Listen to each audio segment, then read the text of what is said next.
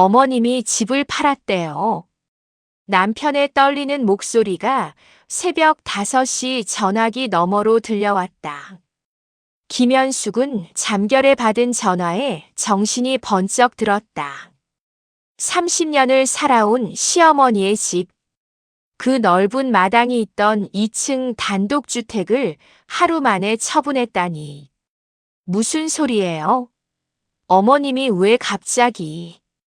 모르겠어. 중개사무소에서 연락이 왔어. 어제 계약하고 오늘 잔금까지 받으셨대. 현숙은 침대에서 벌떡 일어났다. 지난주만 해도 시어머니는 멀쩡했다. 아니, 멀쩡해 보였다. 매주 일요일 온 가족이 모여 저녁을 먹을 때도 손자들 간식을 챙겨주실 때도 평소와 다름없으셨다. 그런데 왜 아무 말씀도 없이 서둘러 옷을 갈아입으며 현숙은 머릿속이 복잡했다. 시어머니와의 관계가 그리 나쁜 편은 아니었다.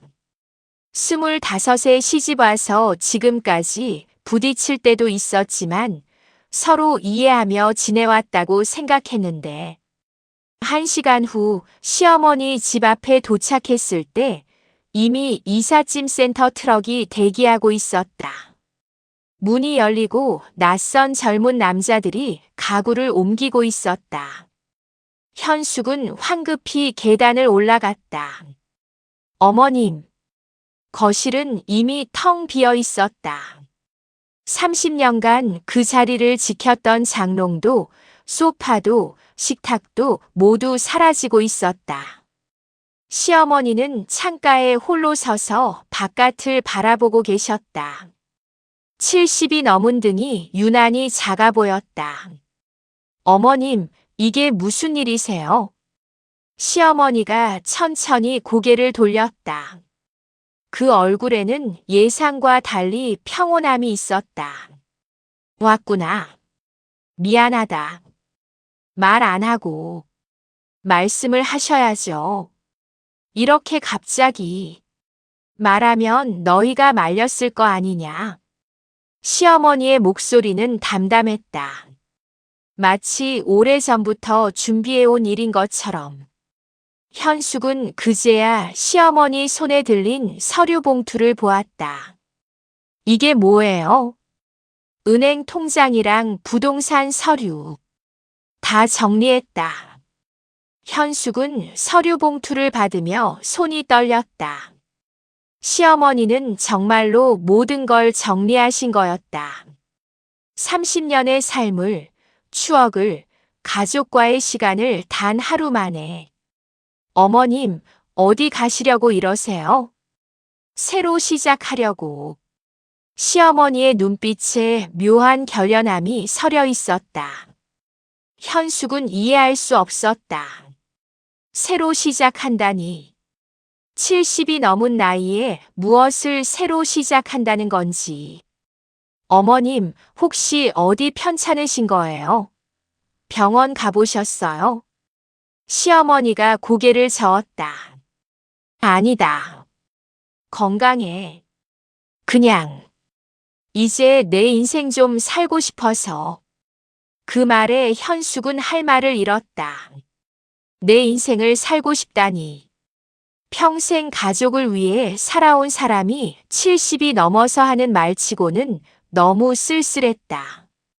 나는 그동안 어머님을 뭐라고 생각했던 걸까? 시어머니는 창밖을 보며 계속 말을 이었다. 너희 아버지 돌아가시고 10년을 혼자 살았다. 처음엔 외로웠지. 그런데 어느 순간부터는 이 집이 짐처럼 느껴지더구나. 청소할 방도 많고 관리할 것도 많고. 무엇보다 시어머니가 잠시 말을 멈췄다. 무엇보다 이 집에 있으면 계속 과거에 머물러 있는 것 같았어. 그런 말씀을 하시죠. 같이 살 수도 있었잖아요. 그게 답은 아니야. 시어머니의 목소리에 묘한 단호함이 있었다. 나는 너희 집에 얹혀 사는 늙은이가 되고 싶지 않다. 손주들 봐주러 오는 할머니로만 존재하고 싶지 않아. 내가 원하는 방식으로 살고 싶어. 현숙은 뭔가 잘못 돌아가고 있다는 느낌을 받았다. 시어머니는 항상 가족 중심으로 사셨다. 명절이면 제일 먼저 와서 준비하시고 손자들 돌봄이 필요하면 달려오시던 분이었다. 그런 분이 이제 가족을 떠나겠다고 하시다니. 어머님이 원하시는 게 뭔데요? 여행 가고 싶다. 친구들 만나고 싶고 하고 싶은 거 배우고 싶어. 늦었지만 이제라도 하려고. 시어머니가 건넨 서류 봉투에는 원룸 전세 계약서가 들어 있었다. 역 근처 오피스텔. 20평도 안 되는 작은 공간이었다. 이렇게 작은 데로 가시겠다고요? 편해. 혼자 살기 딱 좋아. 청소도 쉽고 관리도 간단하고. 그 순간 현숙은 깨달았다. 시어머니는 정말로 떠날 준비를 하고 계신 거였다. 가족이라는 울타리에서 며느리와 손자들을 챙겨야 하는 의무에서 그 모든 것에서 벗어나려는 것이었다. 우리가 부담이 되셨나요? 시어머니가 처음으로 현숙을 똑바로 쳐다봤다. 부담은 아니다. 그냥 지쳤어. 누군가를 위해 사는 게. 지쳤다는 말이 가슴에 박혔다. 현숙은 아무 말도 할 수 없었다. 시어머니의 눈빛에서 수십 년간 쌓였을 무언가가 보였다. 피로, 체념, 그리고 이제는 자유를 향한 간절함. 이삿짐 정리가 끝나고 시어머니는 작은 가방 하나만 들었다. 평생의 짐을 다 버리고 떠나는 사람처럼 가벼웠다. 어머님, 제가 바래다 드릴게요. 괜찮다. 택시 불렀어. 그래도 현수가. 시어머니가 처음으로 현숙의 손을 잡았다. 그 손은 예전보다 더 거칠고 앙상했다. 너한테 미안하다. 좋은 며느리였어. 정말로. 어머님. 근데 나도 이제 살고 싶다. 누군가의 엄마도 시어머니도 아닌 그냥 나로. 이해해 줄 수 있겠니? 현숙은 눈물이 났다. 시어머니를 붙잡아야 할지 보내드려야 할지 알 수 없었다. 이게 맞는 건가? 가족이 이렇게 떨어져도 되는 건가? 하지만 시어머니의 표정은 확고했다. 이미 결정된 일이었고 돌이킬 수 없는 선택이었다. 택시가 도착했다. 시어머니는 뒤도 돌아보지 않고 차에 올랐다. 30년을 살았던 집을, 함께했던 시간들을 그렇게 뒤로 하고 떠나셨다. 빈집에 홀로 남은 현숙은 거실 한가운데 주저앉았다. 텅 빈 공간이 메아리 쳤다. 시어머니가 여기서 아침을 준비하시던 모습, 손자들과 웃으시던 모습, 혼자 창가에 앉아 뜨개질 하시던 모습이 떠올랐다. 혹시 내가 뭘 잘못한 걸까? 어머님이 힘드신 걸 몰랐던 걸까? 집으로 돌아온 현숙은 남편에게 사실을 말했다. 남편은 믿을 수 없다는 표정으로 고개를 저었다. 엄마가 왜 그러시는 거야? 우리한테 말이라도 하시지. 말씀하셨어. 지쳤다고. 누군가를 위해 사는 게. 뭐가 지쳤다는 거야? 우리가 뭘 잘못했어? 현숙은 대답하지 못했다. 시어머니가 무엇에 지쳤는지 정확히 알 수 없었다. 아니, 알고 싶지 않았는지도 몰랐다.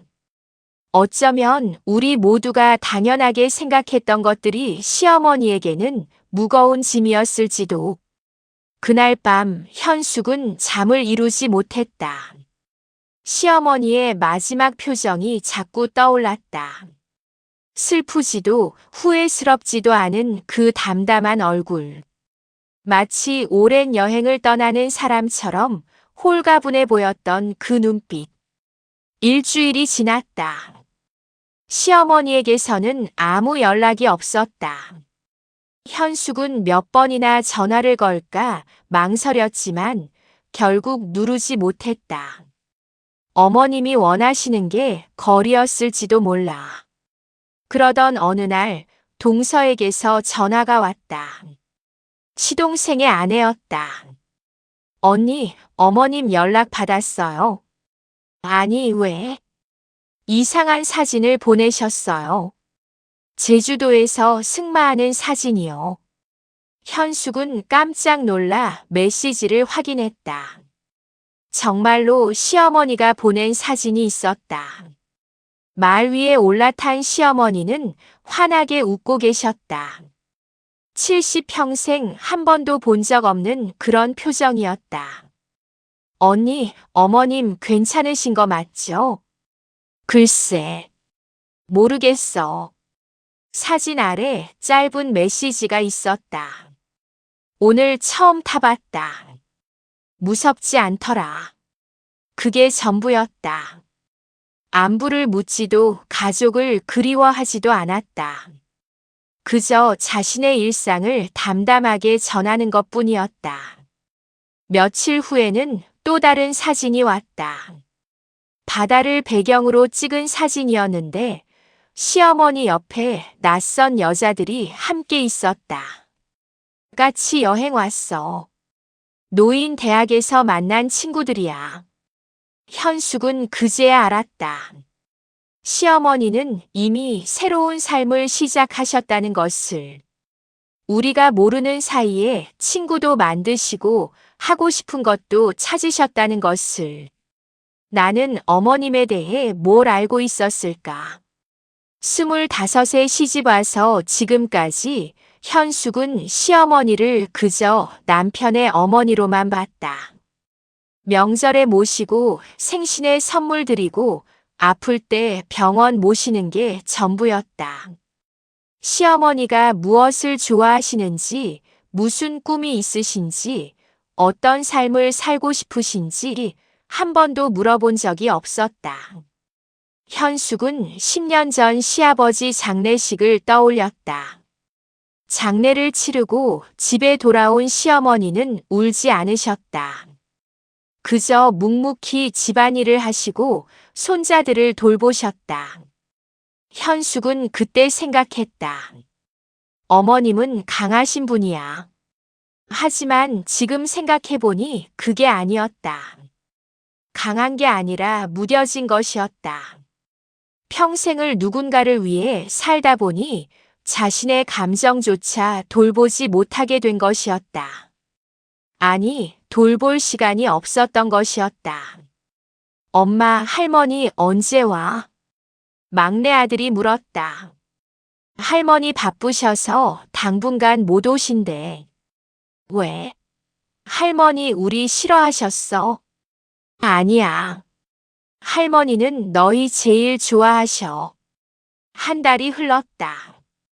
시어머니는 가끔 사진을 보내오셨지만 직접 만나자는 말씀은 없으셨다.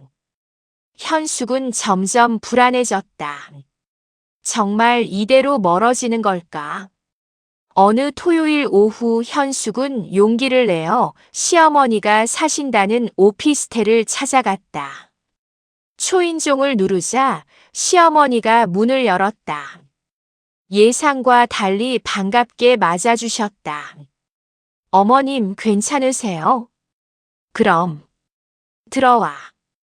작은 원룸이었지만 깔끔하게 정리되어 있었다.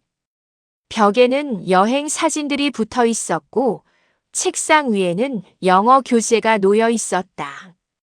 영어 공부하세요? 응. 내년에 해외여행 가려고. 혼자서. 시어머니는 차를 내오며 웃으셨다. 그 얼굴이 한 달 전보다 훨씬 밝아 보였다. 어머님, 저희가 뭘 잘못했나요?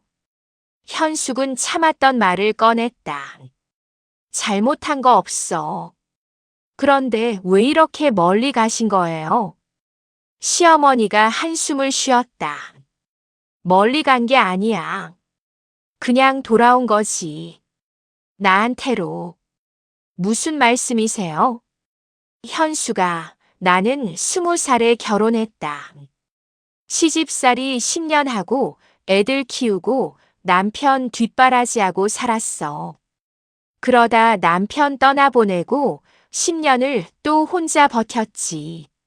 시어머니는 찻잔을 들며 계속했다. 그런데 문득 생각했어. 나는 내 인생을 산 적이 있나? 내가 원하는 걸 해본 적이 있나?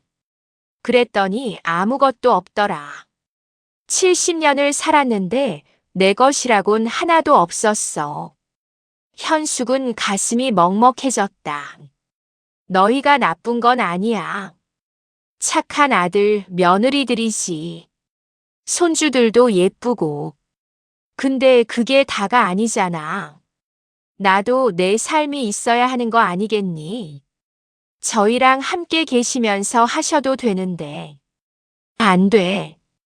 시어머니가 단호하게 말했다. 너희랑 함께 있으면 나는 계속 시어머니야. 며느리 눈치 보고 손주들 챙기고. 그게 나쁜 건 아니지만 그것만으론 부족해. 나는 그냥 나로 살고 싶어. 현숙은 그제야 이해했다. 시어머니는 도망친 게 아니었다. 자신을 찾으러 간 것이었다. 70년 만에 처음으로. 어머님, 외로우시진 않으세요? 가끔. 근데 혼자 있는 게 더 편해. 이상하지? 아니에요. 이해해요. 현숙은 시어머니의 손을 잡았다. 죄송해요. 어머님 마음을 몰랐어요. 너 잘못 없어. 다들 그렇게 살잖아. 당연하게 생각하고. 두 사람은 한동안 말없이 차를 마셨다. 창밖으로 석양이 지고 있었다. 집으로 돌아온 현숙은 남편에게 말했다. 어머님 만나고 왔어. 어떻게 계셨어? 좋아 보이셨어. 정말로. 우리가 본 적 없는 표정으로 웃으시더라. 남편은 복잡한 표정을 지었다. 그래도 이해가 안 가. 가족이 있는데 왜 혼자 계시려는 건지. 당신도 언젠가 알게 될 거야. 나도 오늘 알았어. 현숙은 문득 자기 자신을 돌아봤다. 나는 내 인생을 살고 있나. 아내로서, 엄마로서, 며느리로서가 아닌 나 자신으로서. 2달 후 현숙의 첫 전시회가 열렸다. 작은 동네 갤러리였지만 현숙에게는 꿈의 무대였다. 30년 만에 이룬 꿈이었다. 전시회 오프닝 날 시어머니가 제일 먼저 오셨다. 베트남에서 돌아오시자마자였다. 어머님 피곤하실 텐데. 이런 날 내가 안 오면 누가 와? 우리 며느리 첫 전시회인데. 시어머니는 작품 하나하나를 천천히 둘러보셨다. 현숙이 그린 그림들은 대부분 여자들의 얼굴이었다. 젊은 여자, 중년 여자, 노년 여자. 각기 다른 표정을 한 여자들. 이거 나야? 시어머니가 한 그림 앞에서 멈춰 섰다. 자유로운 미소를 짓고 있는 노년 여자의 초상화였다. 네. 지난번에 만났을 때 그리고 싶었어요. 나 이렇게 웃었어. 네. 정말 행복해 보이셨어요. 시어머니의 눈가에 눈물이 맺혔다. 고마워, 현수가. 이렇게 봐주니까. 제가 더 고마워요. 어머님이 먼저 시작하셨으니까. 전시회는 성공적이었다. 지역 신문에도 소개되었다. 50에 시작한 늦깎이 화가의 도전이라는 제목으로 집으로 돌아온 현숙에게 시어머니가 전화를 했다. 현숙아, 나 너 보고 생각했어. 무슨 생각이요? 우리 같이 뭔가 해볼까? 네. 여행이든 취미든 둘이서 같이. 시어머니랑 며느리가 아니라 친구처럼. 현숙은 가슴이 뭉클했다. 친구처럼. 그 말이 얼마나 좋은지. 좋아요, 어머님. 그럼 다음 달에 제주도 갈까? 우리 둘이서. 네. 현숙은 대답하고 나서 웃음이 났다. 시어머니와 단둘이 여행을 가다니. 예전 같으면 상상도 못했을 일이었다. 남편도 놀라워했다. 엄마랑 둘이 여행을 간다고? 응. 이상해. 아니, 좋지. 근데 신기하네. 예전 같지 않아. 응. 예전 같지 않아. 이제 우리 친구야. 남편은 고개를 끄덕였다. 엄마 진짜 달라지셨어. 표정도 밝아지시고. 어머님뿐만 아니라 나도 달라졌어. 우리 모두 달라진 거야. 제주도 여행은 즐거웠다. 시어머니는 현숙에게 혼자 여행하는 법을 알려주셨고, 현숙은 시어머니에게 사진 찍는 법을 가르쳐 드렸다. 현숙아, 내가 너 나이 때는 이런 거 한 번도 못 해봤어.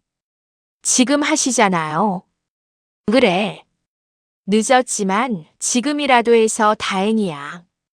두 사람은 바닷가를 걸으며 이야기를 나눴다. 삶에 대해, 가족에 대해, 꿈에 대해.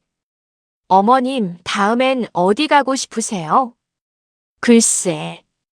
유럽도 가보고 싶고, 남미도 궁금하고. 저도 같이 가도 돼요? 시어머니가 웃으며 고개를 끄덕였다. 물론이지. 우리 이제 여행 친구잖아. 그로부터 3년이 흘렀다. 시어머니는 여전히 혼자 사셨지만 외롭지 않으셨다. 친구들과 여행을 다니고 취미 생활을 즐기고 가끔 손주들을 만나셨다. 현숙도 변했다. 그림 전시회를 여러 번 열었고 지역 미술 동호회도 만들었다. 아내이자 엄마이지만 동시에 화가이기도 했다. 어느 가을날 시어머니가 입원하셨다. 심각한 병은 아니었지만 나이가 나이인지라 가족들은 걱정이 많았다. 병원에 누워 계신 시어머니를 보며 현숙은 생각했다. 어머님도 이제 나이를 드시는구나. 현숙아, 내가 죽으면. 어머님 무슨 말씀을. 아니야. 들어봐. 내가 죽으면 후회 없을 것 같아. 시어머니가 현숙의 손을 잡았다. 이 몇 년이 내 인생에서 제일 행복했어. 진짜야. 어머님, 너도 그렇게 살아. 후회 없이. 내가 원하는 대로. 네, 어머님. 시어머니는 일주일 만에 퇴원하셨다. 건강을 되찾으신 후에도 여전히 활발하게 사셨다. 엄마 의사가 쉬라고 했잖아. 남편이 걱정했지만 시어머니는 웃으며 말씀하셨다. 쉬면 더 빨리 늙어. 나는 움직이면서 살다 갈 거야. 그리고 정말로 그렇게 사셨다. 75가 되어서도 여행을 다니시고 친구들을 만나시고 새로운 것을 배우셨다. 현숙은 시어머니를 보며 늘 생각했다. 저렇게 나이 드는 것도 나쁘지 않겠다고. 아니, 저게 진짜 멋진 노년이라고. 어느 날 시어머니가 가족들을 모두 불러 모았다. 무슨 중요한 이야기가 있다고 하셨다. 다들 모였구나. 시어머니는 온 가족을 둘러보며 웃으셨다. 너희 아버지 돌아가신 지 15년이 됐다. 그동안 나 혼자 잘 살았어. 엄마 무슨 말씀 하시려고. 내가 유언장을 썼다. 가족들이 술렁였다. 아직 건강하신데 무슨. 아니야. 미리 정리해야지. 내가 원하는 대로. 시어머니는 서류를 꺼내셨다. 내 재산은 다 너희한테 똑같이 나눠줄 거야. 근데 조건이 하나 있어. 조건이요?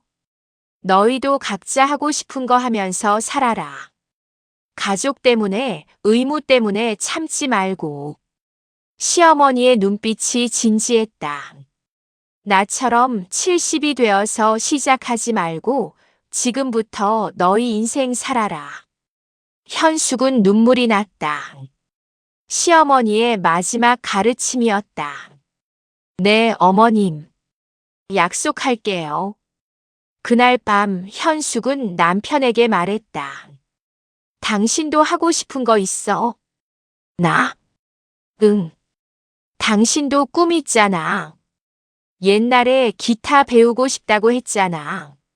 남편이 웃었다. 그거 기억해? 응. 시작해봐. 아직 늦지 않았어. 부부는 서로를 바라보며 웃었다. 시어머니가 보여준 용기가 이제는 온 가족에게 퍼지고 있었다.